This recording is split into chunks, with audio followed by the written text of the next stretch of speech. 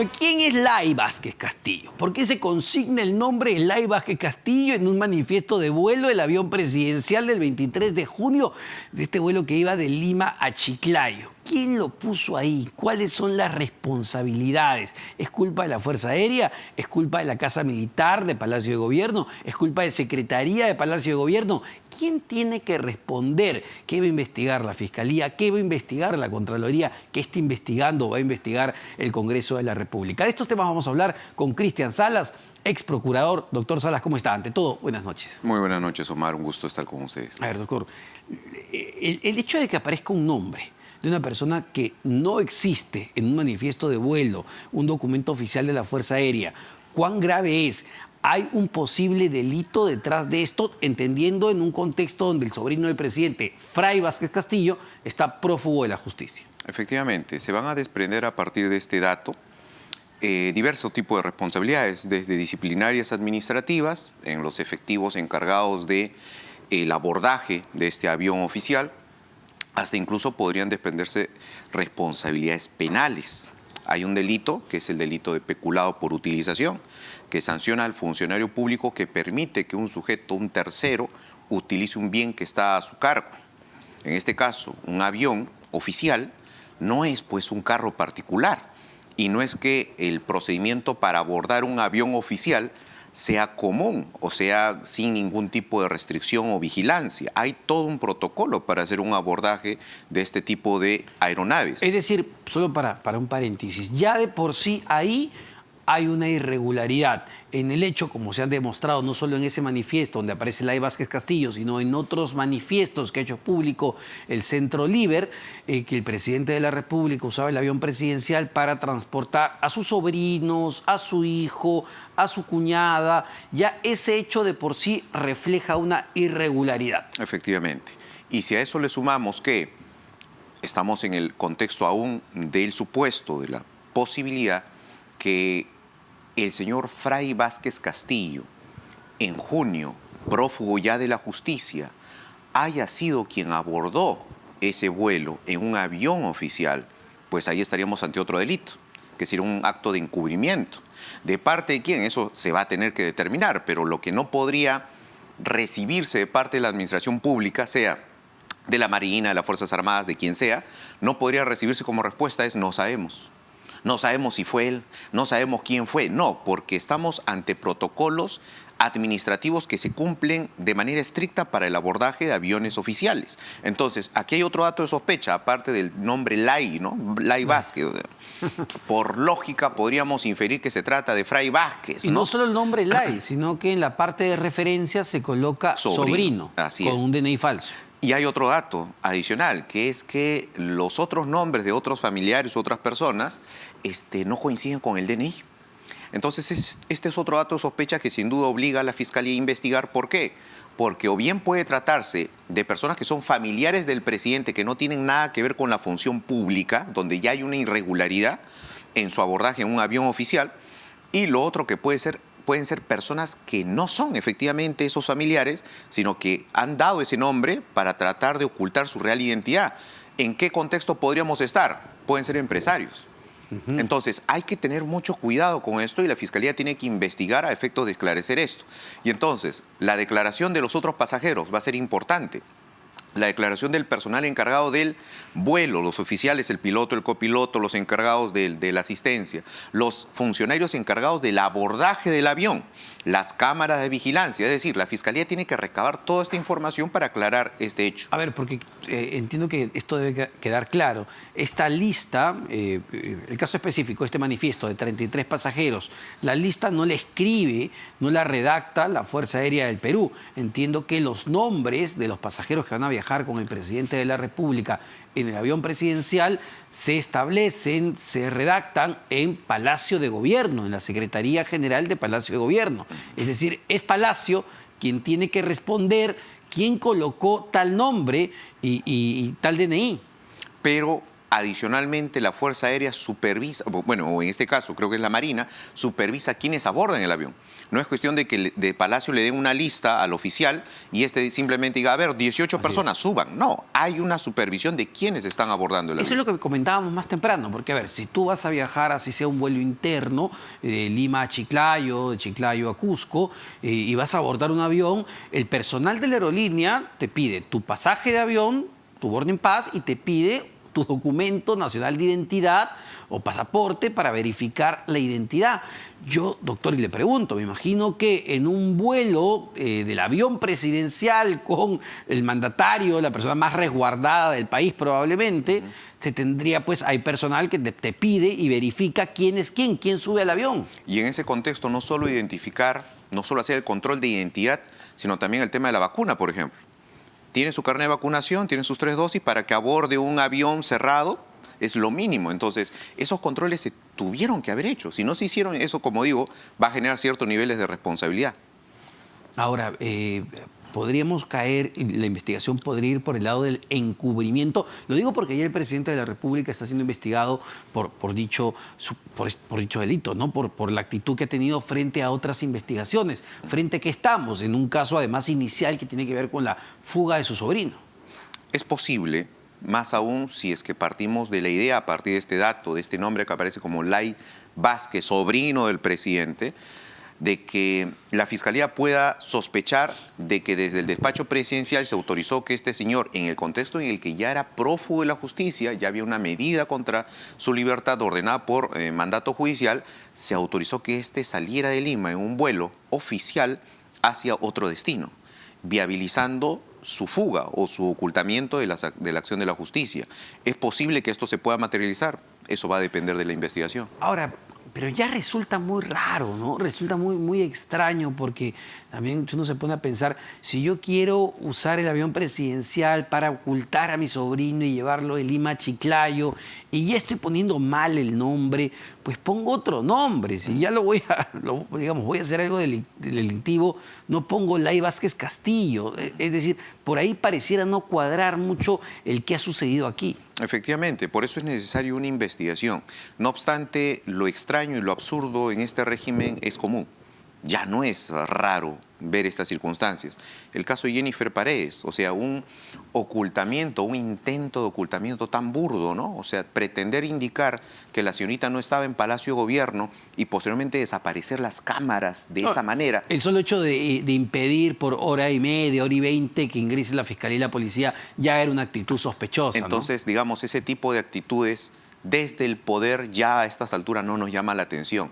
Lo que ocurre y la única explicación lógica y razonable de una persona común y corriente frente a estas circunstancias es el poder los está nubilando y creen que desde el poder pueden hacer lo que se les antoje y no va a llegar, no les va a alcanzar la acción de la justicia, pero se están equivocando. Ahora, doctor, para ir cerrando con este tema, hay cierto nivel de responsabilidad de parte de los ministros de Estado, es decir, el ministro de ese entonces, José Luis Gavidia, de Defensa, ¿tendría algún tipo de responsabilidad en esta investigación o penal, administrativa, porque eso está también en manos de la Contraloría? Eso se tendría que ver en el caso en concreto. O sea, si es que este listado de pasajeros que sale del despacho presidencial en su momento pasa por su visto bueno, su conocimiento, difícilmente.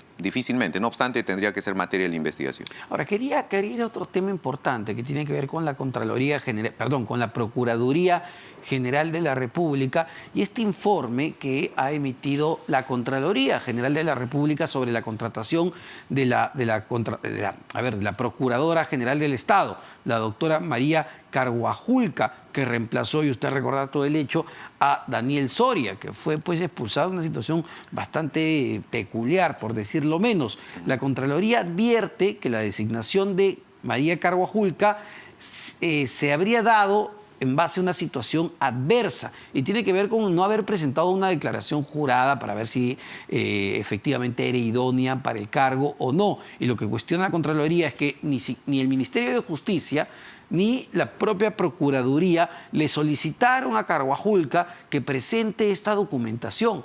Esto es normal porque la Contraloría está diciendo, oye, aquí hay algo raro. Sería irregular, y entiendo que sí lo plantea la Contraloría, en tanto esa declaración fuera un documento que es parte de los requisitos para postular al cargo o para acceder al cargo. Ahí habría una irregularidad. El asunto es, esa declaración es respecto a que ella carece de algún tipo de antecedente, de algún conflicto, ¿de qué? O sea, es una declaración respecto a qué. Hay que ver eso. Claro. Porque ¿qué pasa si lo que no presentó fue una declaración de que no tiene incompatibilidades para contratar con el Estado? Y efectivamente no existe esa incompatibilidad. Pues ahí simplemente eso es un error administrativo que puede ser subsanado. A ver, según la Contraloría General de la República, en el informe que ha emitido, no se le pidió, no se le solicitó que presente la declaración jurada respecto a no haber cometido faltas a la idoneidad en la defensa jurídica del Estado. Eso es lo que señala la Contraloría General de la República. Y dice, la postulante, al ser titular de la Procuraduría, debería declarar respecto a no tener procesos pendientes con el Estado, además de no faltar a la idoneidad en la defensa jurídica. Ok.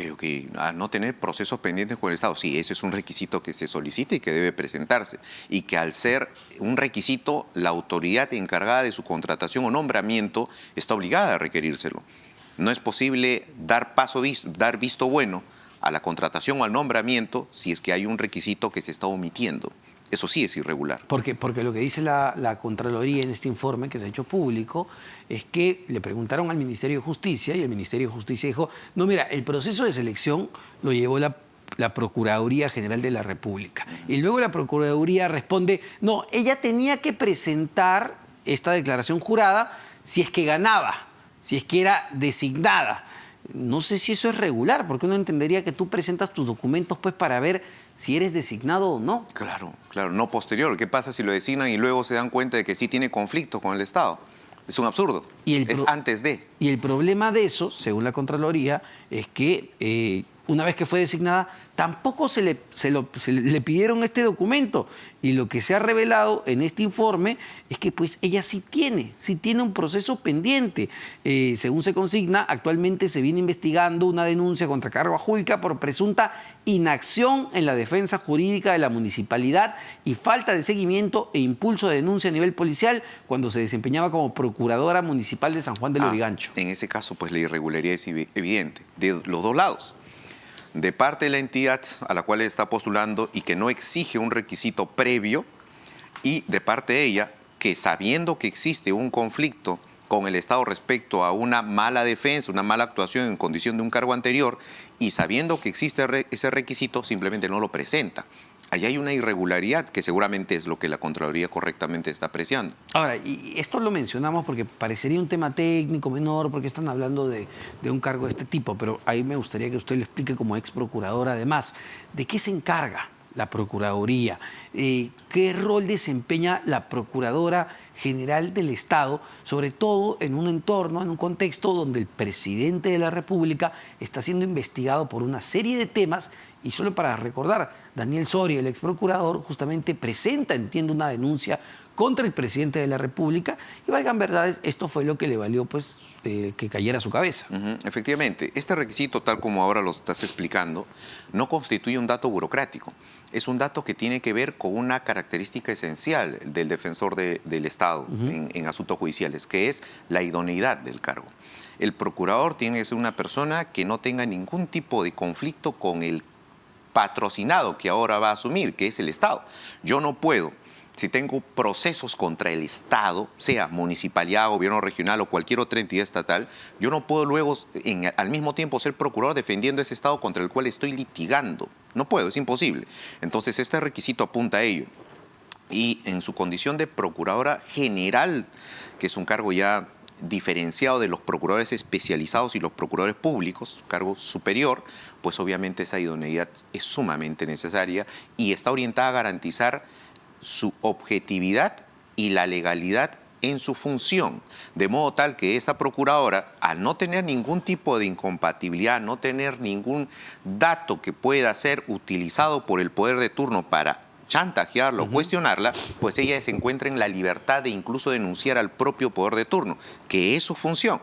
Lamentablemente, en el caso de esta procuradora ha habido mucho cuestionamiento respecto a su rol, por ejemplo, en interrogatorios al presidente de la República, donde no ha formulado ningún tipo de pregunta, siquiera en defensa del Estado. ¿Es normal eso? Digamos, si la Fiscalía está investigando, pues nada menos que al presidente por organización criminal, que la Procuradora General del Estado, que es la encargada de llevar la investigación por el estrato donde se encuentra el presidente, que no haga ninguna pregunta, ¿es normal? Lo que ocurre es que hoy, bueno, en este periodo del actual gobierno estamos en una situación sui generis, porque nunca antes un procurador nombrado por el propio gobierno ha estado investigando al propio presidente en cargo.